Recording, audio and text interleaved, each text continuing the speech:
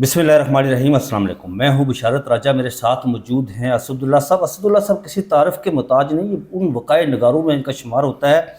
आप जानते हैं कि इन्होंने सबसे पहले इमरान खान साहब के हवाले से ख़बर ब्रेक की थी जब उनकी आँख का मामला हुआ था। और असद भाई, आपने तो दौड़ें लगवा दी थी, जो हेल्थ बीट कवर करते हैं और जो क्राइम बीट कवर करते हैं। बेसिकली तो उनकी खबर थी ना, लेकिन आपने उनकी दौड़ें लगवा दी यहाँ पर, उनकी मिसिंग बढ़वा दी आपने यहाँ पर। तो जी बड़े बाखबर साफ़ी हैं, इनके सामने हम कुछ सवालात रखते हैं, आज इनके सामने दिल खोल कर रखते हैं, इनसे पूछते हैं कि आगे क्या होना जा रहा है। असद भाई, एक तो मशरिक़ वस्ता की जो इस वक्त सूरत हाल है, इस्लामाबाद अकार्ड वो आया कि वो उस पर काम हो रहा है, 2-3 उसके फेजेज़ हैं और आज रात तक मुमकिन है कि जंग बंदी के हवाले से भी ऐलान कर दिया जाए। मौलाना फजल, हमारी दाखिली सियासत जो है वो जुड़ी हुई है बैरूनी सियासत के साथ। हमारे जब मगरब का पूरा बॉर्डर जो है वो इस वक्त जंगो जदल, आग व बारूद के ढेर पर खड़ा है, और मशरिक़ का पूरा जो बॉर्डर है वहाँ पर ही खबरें हैं कि हिंदुस्तान कुछ अपनी फ़ौज उससे डिप्लॉयमेंट की है, आगे मूव किया है। लेकिन इस सबके बीच में जनरल असद मुनीर का किरदार बड़ा खुलकर सामने आया है। राइटर्स ने उस स्टोरी की है कि वो गुज़िर शब वो अमेरिका से मुकम्मल राब्ते में रहे।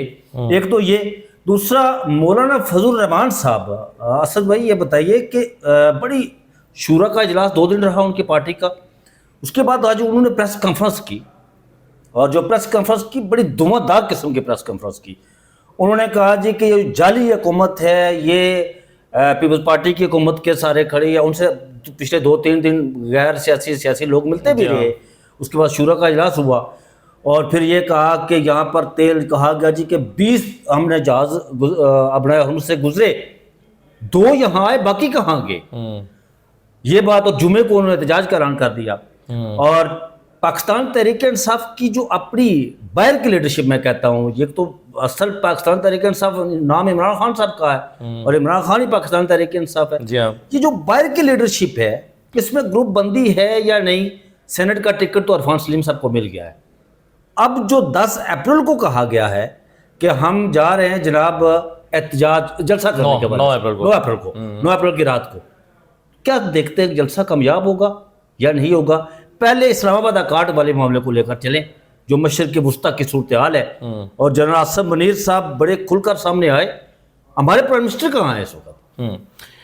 देखिए, एक तो बशार साहब बहुत शुक्रिया आपका। दूसरा यह है कि पिछले दिनों भी हमारे दोस्त वो जुल्कुरनैन साहब इस नौयत की बात कर रहे थे कि आपने हेल्थ बीट के जो रिपोर्टर्स हैं उसके हवाले से जो आपने कमेंट किया, नहीं, ये बात दुरुस्त है। लेकिन मैं बड़ा दस्तबस्ता अपने हेल्थ बीट के रिपोर्टर्स हैं, मुझे डर लगता है कि वो ऑफेंड ना हो जाए, नाराज ना हो जाए। ऐसी कोई बात नहीं है। और आप जानते हैं कि एक बंदा खबर देता है तो उसकी कतई इंटेंशन ये नहीं होती कि किसी दूसरे को मिसिंग पड़े, उसकी इंटेंशन ये होती है मेरे पास खबर है तो वो। बाकी यह है कि हमारे इकराम जुनैदी साहब जो हेल्थ बीट के रिपोर्टर हैं, उन्होंने यहाँ के अगले दिन मुझे सेव किया था, वरना बड़ा दबाव हर तरफ से आ गया था कि खबर ठीक नहीं है। तो उनकी खबर ही की वजह से जो है, डॉन के उनकी खबर की वजह से फिर मुझे भी जरा, मैं सुबह जब जागा मैंने देखा तो मुझे भी थोड़ा सा हौसला हुआ कि यार देखें जो मुस्तरद, मैंने भी ट्वीट किया था, आपने उसको रिट्वीट किया था। जी। तो पहली बात तो ये। दूसरी बात ये कि देखें, मुझे जंग के फौरी तौर पर रुकने के इम्कान दिखाई नहीं देते। अभी फौरी तौर पर ऐसा नहीं हो रहा कि आज रात को कोई डेवलपमेंट हो जाए या कल डेवलपमेंट हो जाए, क्योंकि दर्जा हरारत जिस सतह पर गया हुआ है उसको नीचे आने में भी उसी तरह से टाइम लगेगा। तो ईरान भी तैयार दिखाई नहीं देता। अभी आप जानते हैं 2 दिन पहले जो इसहाक डार साहब ने सहाफ़ियों के साथ एक मुलाकात की, वो उसमें बड़े परेशान। तो मैं तो उसमें नहीं था, लेकिन जिन दोस्तों से मेरी बातचीत हुई है वो ये बताते हैं कि इसहाक डार साहब ने तकरीबन मायूसी का इजहार कर दिया था, और वो समझ रहे थे कि ये हमारी कोशिशें नतीजा खैर साबित नहीं हुई। हम आज भी दुआ गो हैं, अल्लाह करे कि ये कोशिशें कामयाब हो जाएं पाकिस्तान की। इससे 2 फ़ायदे होंगे। एक तो जंग खत्म होगी तो उससे पाकिस्तान में भी हालात बेहतर होंगे, ये जो डीजल पेट्रोल की आवाम की कमर टूट गई है। दूसरा फ़ायदा ये होगा कि पाकिस्तान के कद काठ में चले, आलमी सतह पर इजाफा होगा और इज़्ज़त मिलेगी पाकिस्तान को कि पाकिस्तान ने जंग खत्म कराने में अपना किरदार अदा किया। पाकिस्तानी हम समझते हैं ये होना चाहिए, बीइंग पाकिस्तानी हम ये समझते हैं कि पाकिस्तान की इज़्ज़त अफजाई होनी चाहिए, इज़्ज़त में इजाफा होना चाहिए। लेकिन मसला ये है कि ये जो हुकूमत कर रही है, जो इकॉनमी है, यानी आप ये सब चीज़ें कर भी लें, और इससे पहले भी जो आपने दुनिया में आप कहते हैं हमारा मकाम बढ़ा है, हमारी फॉरेन पॉलिसी बहुत अच्छी हुई है, हमें बड़ा ज़बरदस्त लोगों की तरफ से जो है वो अमेरिका की तरफ से और बाकी हमारा बड़ा सराहा गया है, वो पाकिस्तान की इकोनॉमिक सिचुएशन में ट्रांसलेट तो नहीं हुआ। यानी आप ये देखें कि पाकिस्तान की एक्सपोर्ट्स कम हो गई, पाकिस्तान के जो फॉरेन डायरेक्ट इन्वेस्टमेंट थी वो लोएस्ट सतह पे चली गई, پاکستان میں بیلنس آف پیمنٹ کا مسئلہ جو ہے وہ بہت بڑھ گیا ہے. یہ سارے مسائل اپنی جگہ پر برقرار ہیں بلکہ ورسٹ ہوئے ہیں. اور ابھی آپ دیکھیے, آپ خارجہ پالیسی کی بات کرتے ہیں کہ بڑی کامیاب ہے, تو یو اے ای تو فی الحال ناراض دکھائی دیتا ہے. اسد بھائی یہ پہلی جنگ ہے جس میں ہمیں ڈالر لینے کی بجائے دینے پڑے. میں نے ٹویٹ کیا تھا اس حوالے سے کہ یہ اب جتنی بھی ماضی میں جنگیں ہوئی ہیں نا, اس میں ڈالر پاکستان کو ملے, پاکستان میں کو ڈالر ملے. یہ پہلی جنگ ہے جس میں ہمیں ڈالر لینے کی بجائے الٹا ہمیں دینے پڑے. تو ہماری جو فارن پالیسی جو اس کی کامیابی کا ڈنڈورا پیٹا جا رہا ہے, مجھے نہیں لگ رہا, وہ بات آپ کی درست ہے کہ اگر اس کی فارن پالیسی کی کامیابی کو دیکھا جائے تو جو اکانومی کی ہماری صورتحال ہے, سچویشن ہے, وہ کہاں گئی ہے. تو وہ تو وہیں پر کھڑی ہے. دوسری بات یہ کہ دیکھیں, آپ نے 9 کے جلسے کی بات کی ہے, تو 9 کا جو جلسہ ہے اس میں لیاقت باغ میں یعنی ہوتا ہوا جلسہ مجھے تو دکھائی نہیں دے رہا ابھی تک. اور مجھے لگتا ہے کہ پی ٹی آئی کی ان کا اناؤنسمنٹ بھی کچھ اسی قسم کا تھا. انہوں نے کہا تھا کہ جہاں روکا جائے گا وہاں جلسہ کر دیں گے, اور جہاں روکا جائے گا وہاں جلسہ کر دیں گے. تو وہاں جلسہ تو نہیں ہو سکتا, اس کی وجہ ہے کہ آپ کو پتہ ہی نہیں کہاں روکا جائے گا. تو جہاں روکا جائے گا وہاں جلسے کے انتظامات تو نہیں ہوں گے. وہاں زیادہ سے زیادہ چھوٹا سا خطاب ہو سکتا ہے, اور وہ بھی وہ لوگ سن سکتے ہیں جو اس اسپیکر کی رینج میں ہوں گے. تو جلسہ تو وہ ہوتا ہے جہاں پر اسٹیج لگتا ہے اور ہر طرف ساؤنڈ سسٹم ہوتا ہے, اور آپ مختلف خطابات ہوتے ہیں جو لوگ سن سکتے ہیں.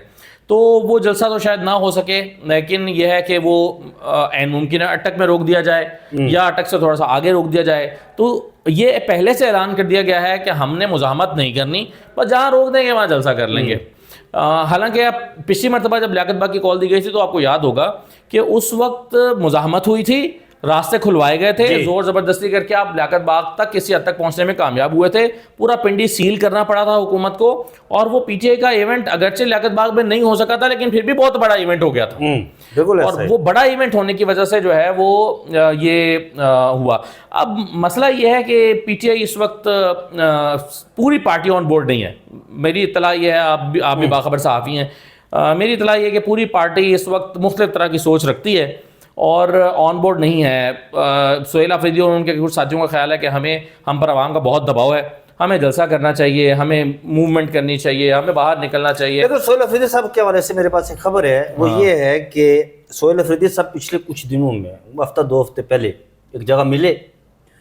سہیل آفریدی صاحب خاص الخاص شخصیت سے ملے وہ. اچھا سہیل آفریدی صاحب دیکھیں وہاں پر, میں سمجھتا ہوں کہ سہیل آفریدی صاحب جب وہ وزیر اعلیٰ بنے تھے, ان کا جو مومنٹم تھا سٹارٹ میں, آپ نے دیکھا لاہور گئے, کراچی گئے, سارا کچھ کیا انہوں نے. اس کے بعد وہ اسی راستے کے مسافر بن گئے جس پر علی امین گنڈا پور جا رہے تھے, چل رہے تھے. وہ وہاں گئے, انہوں نے اس شخصیت سے ملاقات کی, اور وہ پنڈی کے بڑے قریب ہے شخصیت. انہوں نے وہاں پر جو مدعا رکھا, ایک تو یہ رکھا جی کہ میری عمران خان صاحب سے ملاقات کروا دی, ایک صرف بات یہ, اور دوسرا کہ میری کرسی جو ہے نا یہ بچی رہنی چاہیے, میری کرسی کو کوئی خطرہ نہیں ہونا چاہیے. یہ 2 انہوں نے باتیں کی وہاں, اس کے علاوہ انہوں نے کوئی اور بات نہیں کی. عمران خان صاحب کی رہائی کے حوالے سے یا عمران خان صاحب کو ہاسپٹل منتقل کرنے کے حوالے سے کوئی کسی قسم کی انہوں نے بات نہیں کی. انہوں نے کہا کہ میری صرف ایک جو پریشر ہے وہ میری خان صاحب سے ملاقات ہو جائے گی تو وہ پریشر ہٹ جائے گا تھوڑا سا, اور دوسرا میری کرسی جو ہے, آپ کو پتا ہے وہ نیلی کی تلوار لٹک رہی ہے ان پر, انہوں نے کہا میری کرسی جو ہے یہ بچنی چاہیے. کرسی پہ تو طاقت ہوتی ہے, نشہ ہوتا ہے کرسی کا, یہ بچنی رہنی چاہیے. یہ خبر ہے میرے پاس کہ انہوں نے یہ بات کی وہاں پر. صحیح, ظاہر ہے آپ کے پاس خبر ہے تو مستند ہوگی, لیکن ہمارے پاس ایک اطلاع یہ بھی ہے کہ سہیل آفریدی صاحب چاہتے ہیں کہ وہ اسٹریٹ موومنٹ کریں. کم از کم وہ اپنے پارٹی اجلاسوں میں تو یہ کہہ رہے ہیں اور اس بات کے حامی دکھائی دیتے ہیں, لیکن پارٹی کے جو دیگر زعماء ہیں اور تحریک تحفظ آئین پاکستان کے جو زعماء ہیں وہ اس کے لیے فوری طور پر بڑی اسٹریٹ موومنٹ کے لیے تیار دکھائی نہیں دیتے اور اس کی حمایت میں نہیں ہے. وہ سمجھتے ہیں کہ مثلا سلمان راجہ صاحب سے ایک پارٹی میٹنگ میں سوال ہوا کہ آپ کیا کر رہے ہیں عمران خان کے لیے, تو انہوں نے جواب دیا ہم انگیج کرنے کی کوشش کر رہے ہیں. انگیج کرنے کی کوشش کر رہے ہیں, اس کا مطلب یہ ہے کہ انگیج کر بھی نہیں پائے, یہ کوشش ابھی کامیاب بھی نہیں ہو پائی. اور کیا کوششیں کر رہے ہیں وہ ہم جانتے ہیں کہ کوئی اعلیٰ سطحی کوششیں اس وقت جاری نہیں ہیں. ہم جانتے ہیں کہ اس وقت رانا ثناء اللہ صاحب کے ذریعے آپ پیغام رسانی کرنے کی کوشش کر رہے ہیں, آپ ایک ڈی جی سے ملاقات حاصل کرنے کی کوشش کر رہے ہیں. تو انگیج کرنے کی اگر آپ کوشش کر رہے ہیں اور آپ کو لگتا ہے انگیجمنٹ ہی کے ذریعے راستہ نکل سکتا ہے, تو پھر آپ نے بیرسٹر سیف کے خلاف سازش کیوں کی؟ پھر بیرسٹر سیف بھی تو انگیجمنٹ نہیں کر رہا تھا اور آپ سے بہتر کر رہا تھا, تو پھر بیرسٹر سیف کو کرنے دیتے. علی امین گنڈاپوری کر رہا تھا تو پھر اس کو کرنے دیتے، وہ بہتر کر رہا تھا.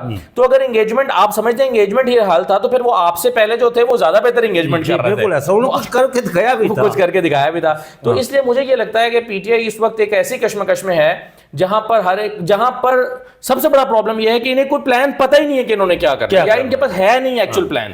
یعنی آپ کسی سے پوچھ رہے ہیں کیا پلان ہے تو کسی کے ذہن میں کوئی پلان نہیں ہے. یہ چاہے وہ بیرسٹر گوہر ہوں، چاہے وہ سلمان راجہ ہوں، چاہے وہ ٹی ٹی اے پی کی جو لیڈرشپ ہے وہ ابھی آج کی تاریخ میں ان کے پاس کوئی اے بی سی پلان نہیں ہے. ہم یہ کریں گے اتنی مدت میں کریں گے، یہ نہ ہو سکا تو ہم اتنی مدت میں یہ فلاں کام کریں گے. ایسا کوئی پلان ان کے پاس نہیں ہے، اور یہ سب سے بڑا المیہ ہے، یہ ڈائلما ہے. اور میرا خیال ہے کہ پی ٹی آئی اسی گرفت کا شکار ہے اس وقت.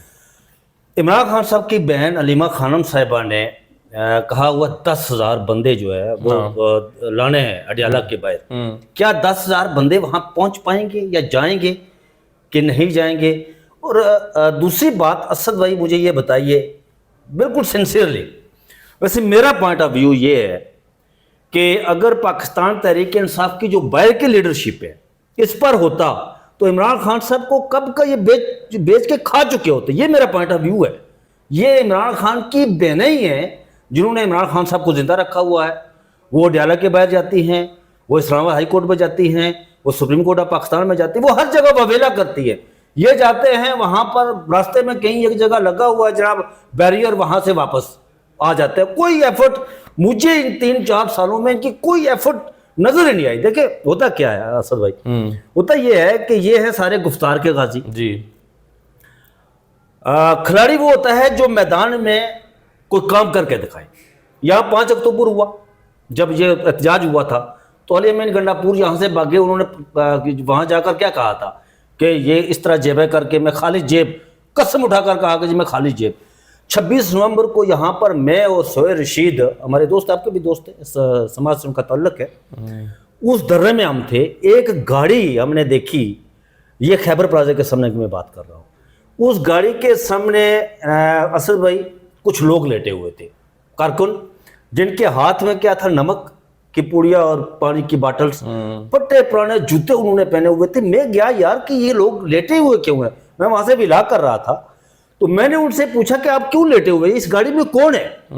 تو وہ لوگ کہنے لگے کہ اس گاڑی میں علی امین گنڈاپور ہے. میں نے پوچھا تو آپ لیٹے ہوئے کیوں ہیں؟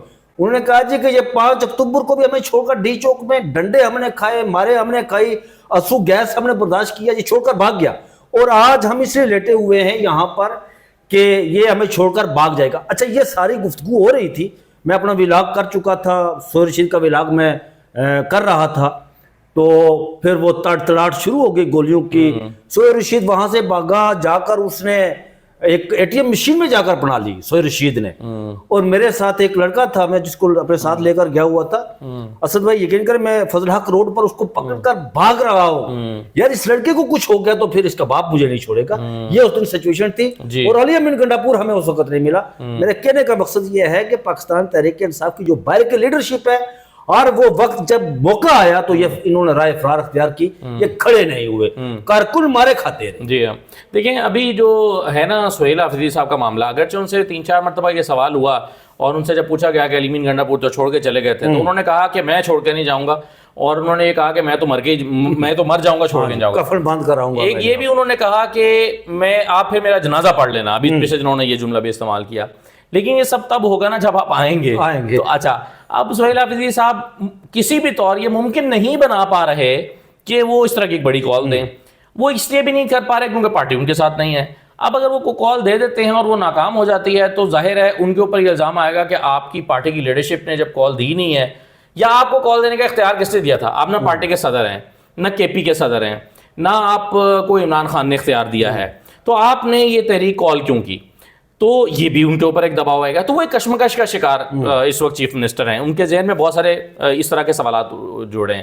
جہاں تک آپ نے علیمہ خان صاحبہ کا ذکر کیا، اس میں کوئی شک نہیں، آپ نے درست کہا کہ جو اڈیالہ والا محاذ ہے اس کو علیمہ بی بی نے ہی زندہ رکھا ہوا ہے، اس میں کوئی شک نہیں ہے. اگر وہ بھی نہ آتی منگل کے منگل تو شاید لوگ بھول بھال چکے ہوتے. ابھی بھی وہ آتی ہیں، ان کے 60-70 بندہ، 100 بندہ، 150 بندہ، بعض اوقات زیادہ 300-400 بندہ ہوتا ہے بعض اوقات، اور بعض اوقات کم ہوتا ہے. تو ایک کم از کم میڈیا میں ایک ایشو ضرور زندہ رہتا ہے. تو یہ تو ان کی کوالٹی ہے جو انہوں نے کیا ہے. لیکن اس کے ساتھ ساتھ علیمہ بی بی نے ایک چیز میرا خیال ہے نامناسب کی ہے یا ٹھیک نہیں کی، وہ یہ ہے کہ پارٹی کے چھوٹے چھوٹے معاملات پر بھی انہوں نے اختیار اپنے پاس رکھا ہوا ہے. اب کسی کو بات یہ پسند آئے یا نہ پسند آئے، لیکن حقیقت یہ ہے کہ علیمہ بی بی ایک چھوٹا سا کسی کا نوٹیفیکیشن بھی جاری ہوتا ہے تو پارٹی کے لوگوں کو فون کرتی ہیں اور اس پہ اپنے خیالات کا اظہار کرتی ہیں یا انٹروین کرتی ہیں یا کہتی ہیں کہ یہ کیوں کیا اور وہ کیوں کیا یا فلاں کرنا چاہیے. دوسری بات ہے کہ پچھلے کچھ عرصے میں جتنے بڑے فیصلے ہوئے ہیں خان صاحب سے جو کروائے گئے ہیں، اس میں سلمان راجہ صاحب کا علیمہ بی بی کا ایک خاص ہاتھ ہے. وہ فیصلے درست ثابت ہوں گے تو اس کا کریڈٹ علیمہ خان کو ملے گا، اور اگر وہ غلط ثابت ہوں گے تو اس کا ڈسکریڈٹ بھی انہیں کو ملے گا. مثلاً یہ محمود اچکزئی صاحب والا فیصلہ اور علامہ راجہ ناصر عباس والا فیصلہ بھی عمران خان صاحب سے کروایا گیا. پارٹی کی لیڈرشپ کی تبدیلیاں، چیزیں، معاملات، کئی فیصلے ایسے ہوئے جو خان صاحب سے کروائے گئے، کیونکہ جس طرح کی آپ رپورٹ دیتے ہیں، جس طرح کی جا کے آپ ایک بیک گراؤنڈ کو بتاتے ہیں، سمجھاتے ہیں، اس کے مطابق خان صاحب فیصلہ لیتے ہیں. تو اب یہ جو فیصلے، اگر آپ نے محمود اچکزئی والا فیصلہ کروایا ہے خان صاحب سے اور وہ فیصلہ درست ثابت نہ ہوا تو پھر انہی لوگوں پر بھی تو تنقید ہوگی نا جنہوں نے یہ فیصلہ کروایا ہے. تو علیمہ خان صاحبہ نے پچھلے دنوں جو ٹاکس ہو رہی تھی حکومت کی، جو براہ راست حکومت، یعنی حکومت سے مراد ہے حکومت اور ان کے پیچھے مقتدرہ، اور ادھر پی ٹی آئی کے لوگوں کی جو ٹاکس ہو رہی تھیں، اس میں علیمہ خان صاحبہ ایک فریق بن کے اس میں شریک رہیں، اور ظاہرہ پارٹی علیمہ خان صاحبہ سے پوچھتی تھی، علیمہ خان صاحبہ اپنا فیصلہ سناتی تھی، تو نتیجہ یہ نکلا کہ اس میں سے کچھ بھی برآمد نہیں ہو سکا. اب اگر ہو جاتا تو اس کا کریڈٹ بھی علیمہ خان صاحبہ کو ملتا، نہیں ہوا تو اس پر الزام. تو علیمہ خان صاحبہ ایک سیاسی شخصیت نہیں ہے. عمران خان صاحب کئی مرتبہ کہہ چکے ہیں کہ میری بہن جو ہے وہ ان کا سیاست سے کوئی تعلق نہیں ہے اور سیاسی مداخلت نہیں ہے. تو پھر میرا خیال ہے ان کو اپنی جد و جہد کو صرف اپنے بھائی کی رہائی اور اپنی جد و جہد کو عمران خان کی سپورٹ تک محدود رکھنا چاہیے. بالکل صحیح ہے. پارٹی کے معاملات جب سے دیکھیں، پارٹی اس وقت اتنا دباؤ میں ہے کہ علیمہ خان صاحبہ جو ہے وہ ہمارے فیصلے کو ویٹو کر دیں گی، یا علیمہ خان صاحبہ جب اس فیصلے کو کیسے دیکھیں گی. تو آدھی پارٹی علیمہ خان کے ساتھ ہے، آدھی پارٹی ان کے مخالف ہے، تو وہ پھر پارٹی دھڑوں میں تقسیم ہے. یا تو دیکھیں پھر اپنا لیڈرشپ کا رول پلے کریں، آئیں اور پارٹی کی براہ راست آپ لیڈرشپ لے لیں اپنے ہاتھ میں، تاکہ یہ جو گروپ بندیاں یہ تو ختم ہو نا، کسی نتیجے پر تو پی ٹی آئی پہنچے. اچھا یہ بتائیے اسد بھائی کہ عمران خان صاحب کی دو سوال، ایک تو عمران خان صاحب کی رہائی کوئی کہیں آپ کو نظر آ رہی ہے؟ دوسرا جو مولانا فضل الرحمان صاحب نے یہ بات کی، جمعے کو احتجاج کر رہے ہیں جی، انہوں نے ایک وہاں پر ایک لطیفہ بھی سنایا. مولانا فضل الرحمان صاحب آپ کو پتہ ہے لطیفے پر سناتے ہیں، وہ کہتے ہیں کہ کوئی بندہ مجھ سے بات کر رہا تھا کہ وہ کہہ رہا تھا کہ جو یہ راہداری ہے تیل کی اپنا ہرمز، یہاں سے جی یہ پلسرات بن گئی ہے، اور یہ کہا جاتا ہے کہ پلسرات سے ایک حافظ جو ہے وہ 10 بندوں کو گزارے گا، اور یہاں سے ہمارے حافظ نے 10 جہازوں کو گزار دیا ہے. اب پوچھا جی کہ ہم جمعے کو احتجاج کر رہے ہیں، وہ جہاز کہاں گئے؟ 20 جہاز آئے، 2 یہاں آئے، 18 کہاں گئے؟ انہوں نے کہا کہ ہم جمعے کو بھرپور احتجاج کریں. کیا نظر آتا ہے آپ کو؟ دیکھیں میرا ماننا یہ ہے کہ مولانا فضل الرحمان صاحب ہوں یا حافظ نعیم الرحمان صاحب ہوں، انہوں نے پچھلے کچھ عرصے میں ایسے موقع پر آ کر احتجاج کیا ہے جہاں پر حکومت کو یہ خدشہ ہوا کہ عوام سڑکوں پر نہ آ جائیں. یعنی جب انہیں لگتا ہے کہ کہیں جو بنگلہ دیش کی طرح کا ماڈل ہے یا سری لنکا کی طرح لوگ ہیں یا نیپال میں جو ہوا اس کی طرح لوگ اگر باہر آ گئے تو وہ انقلاب ہو جائے گا، اس کو سنبھالنا مشکل ہو جائے گا. تو ایسے میں پھر مولانا فضل الرحمان یا حافظ نعیم الرحمان صاحب نکلتے ہیں اور لوگوں کے اینگر کو کنٹرول کر لیتے ہیں. ان کنٹرولڈ موب کو نکلنے کے خدشے سے کسی کے پیش نظر آپ موب کو کنٹرول کر کے احتجاج کرتے ہیں. اس سے کیا ہوتا ہے کہ لوگوں کا کیتھارسس بھی ہو جاتا ہے. جی ایک کنٹرول موب نکلتا ہے، وہ اپنے غصے کا اظہار بھی کر دیتا ہے، اس کو لگتا ہے کہ یار جو بات میں کہنا چاہتا تھا وہ مولانا فضل الرحمان نے کہہ دی ہے، وہ حافظ نعیم الرحمان نے کہہ دی ہے. لوگوں کو لگتا ہے اچھا بجلی کے بلوں پہ حافظ نعیم الرحمان کا احتجاج ہو رہا ہے اور میرا بھی یہی مطالبہ تھا، تو ٹھیک ہے احتجاج تو ہو رہا ہے. لوگوں کا غصہ جو ہے وہ ایک کیتھارسس کی شکل میں نکل جاتا ہے، اور جو ان کنٹرولڈ احتجاج ہے اس کا خدشہ بھی ختم ہو جاتا ہے. تو مجھے یہ لگتا ہے کہ اس طرح کا احتجاج ایسے لوگ جب کرتے ہیں نا کہ جو حکومت کے لیے کبھی بھی تھریٹ نہیں ہوتے، ان لوگوں کے احتجاج سے حکومت کو الٹا فائدہ ہوتا ہے. اور مولانا فضل الرحمان صاحب جو احتجاج اب کریں گے، اب حکومت کو اس سے کوئی پرابلم نہیں ہے، انہیں پتہ ہے آئیں گے، جلسے کریں گے، تقریریں کریں گے اور چلے جائیں گے. انہوں نے کوئی موومنٹ نہیں بنانی، حکومت کو گرانے کے لیے دھاوا نہیں بولنا، انہوں نے اس حکومت کو گھر بھیجنے کے لیے کچھ نہیں کرنا، انہوں نے کسی جو ہے وہ کسی حکومت کو کسی مشکل میں نہیں ڈالنا. تو مولانا فضل الرحمان صاحب کا یہ جو احتجاج ہے یہ اس طرح سے حکومت کے فائدے میں ہے. تو عمران خان صاحب کی رہائی کے حوالے سے قریب کوئی دیکھیں اسد بھائی شاید آپ کا پوائنٹ آف ویو علیحدہ ہو، میرا پوائنٹ آف ویو یہ ہے کہ عمران خان صاحب کی رہائی صرف 2 صورتوں میں ممکن ہو سکتی ہے. ایک تو یا بہت بڑے پیمانے پر ماس موومنٹ ہو، دوسرا عمران خان صاحب کی رہائی صرف ان کے شرائط کے مطابق عمران خان صاحب سرنڈر کریں تو رہائی ہو سکتی ہے. میں نہیں سمجھتا کہ یہ جو باہر کے لیے پاکستان تحریک انصاف کی لیڈرشپ ہے یا کوئی بہت بڑے خطے میں تبدیلی آ جائے تو اس صورت میں ویسے میں مجھے نہیں لگتا کہ یعنی آپ کہہ رہے ہیں قدرت حالات بنا دے تو آپ بنا دے, پارٹی نہیں بنا سکتی. پارٹی نہیں بنا سکتے, قدرت اللہ درست بنا دے. بات ہے, آپ کے تجزیے سے میں اتفاق کرتا ہوں, بالکل آپ نے صحیح تجزیہ کیا.